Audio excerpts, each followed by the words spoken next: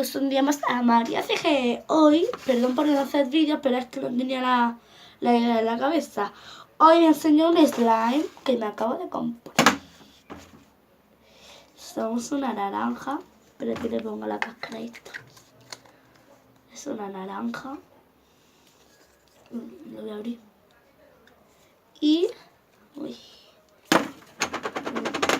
sirve como pulsera de gitana. O si es que alguien se lo quiere comprar o algo así, puede. Y ya le sirve de pulsera de gitana, se lo guarda, se compra otro igual. Y va, tiene una consistencia bastante guapa, bastante líquida. Tiene una super consistencia, porque a mí me encanta la consistencia que tiene esto. Uy, que me se cae. Está súper gustito, se siente súper rico, chicos. Ha pitado. Ha pitado.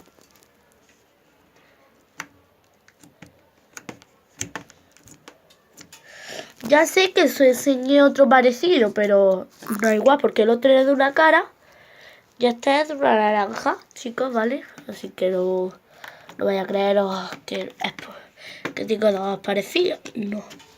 Son diferentes. Si fueran parecidos, no lo enseñaría porque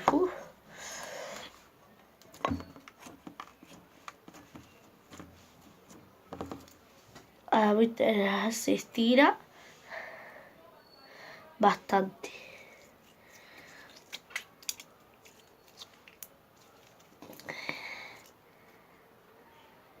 Sé que no me se ve la cara, es que no quiero que me se vea la cara. Quiero que me se vea ahora mitad.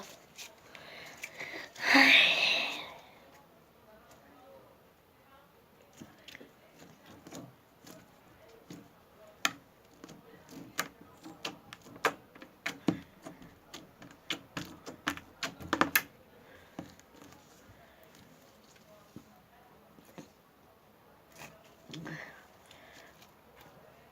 Se ha partido. Ahora mismo lo voy a meter en su tarrito.